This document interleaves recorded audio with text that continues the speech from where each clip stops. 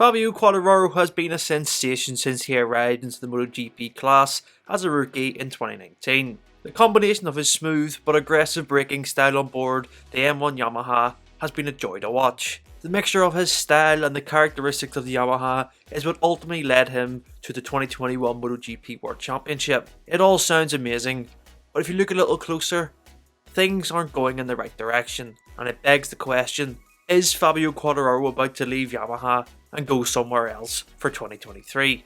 Rumblings of Quartararo's frustrations with Yamaha have been well documented as far back as 2020, as he struggled with the front end feeling when riding his factory-backed Petronas Yamaha. Ultimately, he squandered his championship lead throughout the course of 2020, and he regards it as one of the lowest points of his career.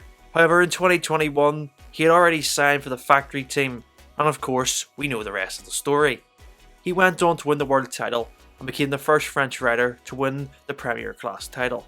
But throughout last season, the comments from Quartararo were clear. Yamaha needed more engine power to compete with Ducati, and Quartararo was right. They needed more power.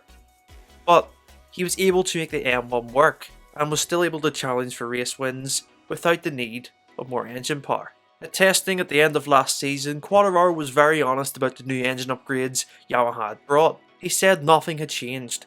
No engine upgrades, no chance of gaining on Ducati. But in Yamaha's defense, why fix something that isn't broke? Yamaha's philosophy for the M1 has always been about cornering.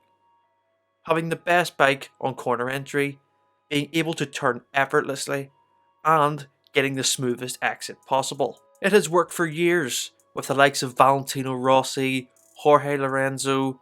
They have won races and world titles with the Japanese outfit. But in this age of MotoGP, Quartararo's comments are true. Yes, they might have the sweetest handling machine, but all of that good work is undone when he arrives to a straight.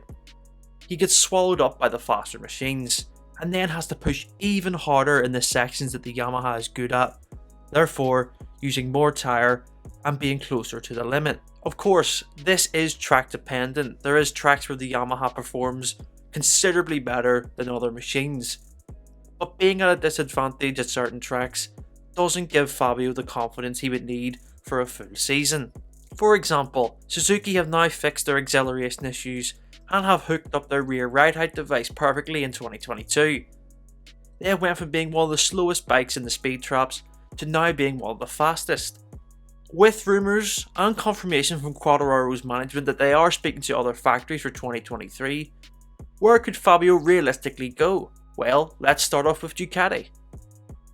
Personally, this move is highly unlikely to happen, as Ducati have prioritised Pecco Bagnaia as the team leader, and the second seat will most likely go to Enea Bastianini, Jorge Martin or Jack Miller.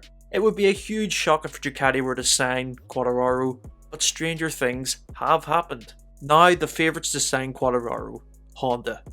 It is no secret that Honda would love to sign Quartararo and have him partner Marc Marquez. Like we have mentioned, rumours are flying about that Quartararo was keen for the move to Honda and to take on the challenge of riding the RC213V, a bike that has improved in 2022 but it still has a way to go to getting back to the top, and the prospect of being teammates with Marc Marquez would be one of the greatest tests of his ability, and for Honda to arguably have the two biggest talents in the sport on the same team would be a great marketing advantage.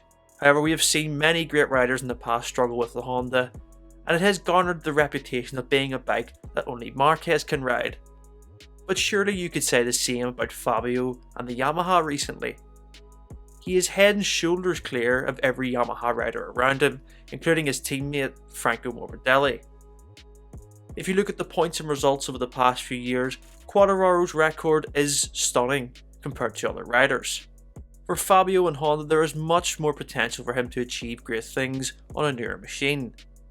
But when you look at Fabio and Yamaha, his body language gives the sense that he isn't fully committed to the potential of the M1. He feels that he can't progress the bike any further unless there is a dramatic change with philosophy. So this is why Honda are in the prime position to land Fabio for the future. Other teams like Suzuki and Aprilia aren't going to make a move for Quartararo as they have solid rider lineups. The only rider that could potentially move from either of these teams would be Joan Mir, as he holds high stock value for factories like Honda, as they tried to sign him back in 2017 for the 2019 season. But Mir seems happy enough with the Suzuki's progress at the start of 2022, so we don't expect him to move on anytime soon. KTM are in a similar position with their talent pool. They have so much to choose from, but we can talk about that in another video. But there is a big possibility of Quartararo staying at Yamaha. They clearly need Quartararo, as he's the only rider that can perform on their bike.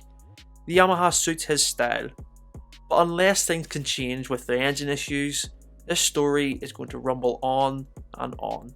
Let us know in the comments below who you think Quartararo is going to sign for in 2023 and beyond.